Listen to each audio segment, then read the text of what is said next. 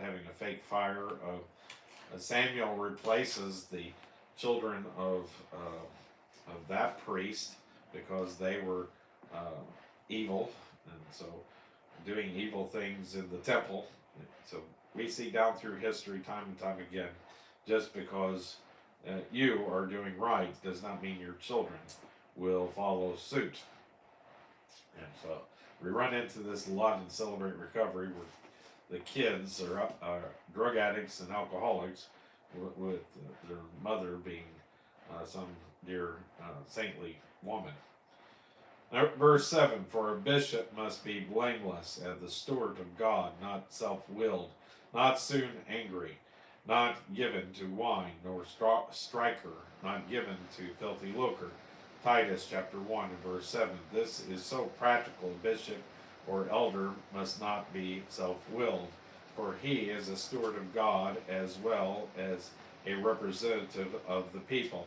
He is in the church to find and do God's will. Not soon angry means not touchy. Not given to filthy lucre, that is, not covetous.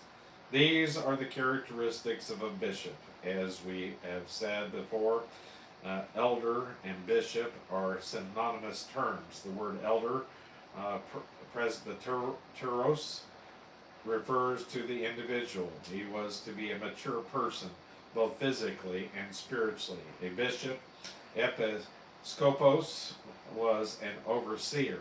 He ruled the church. Therefore, this word has reference to the office, but never was a church to have only one man made bishop or presbyter. There were always several. There had been some disagreement as to whether there were elders already in the churches in Crete, and Titus was to ordain them, or whether there were none, and Titus was to now appoint some. If the latter was the case, which I do not think it was, then I feel that the churches would have had to agree upon the men Titus appointed. However, that is not the main issue, and it should not be the issue in churches today.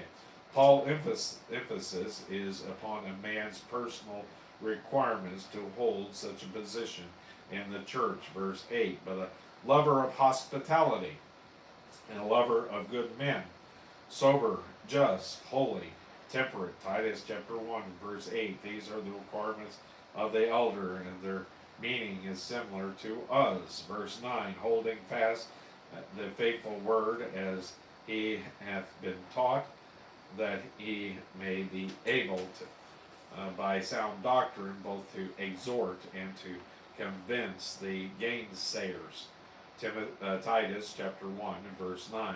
A better rendering of this verse would be, hold fast the trustworthy word according to the teaching, that he may be able to exhort in sound teaching and to convict the gainsayers, which are the heretics. There were two things that an officer should do. Number one, he should be able to exhort, that is, to teach the word of God. Number two, he must be able to confute or refute the heretics. I feel that men who hold office in the church should be Bible-trained men. During World War II, we had what we called 90-day wonders.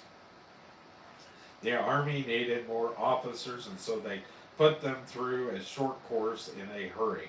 And they came up with some rather peculiar second lieutenants in those days.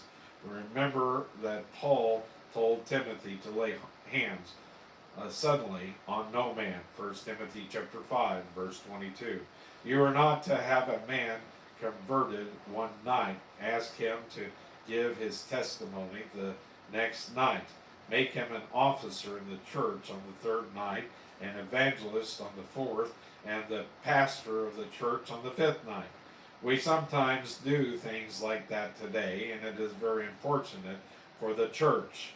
The church officer should be able to stand on the word of God and to give it out.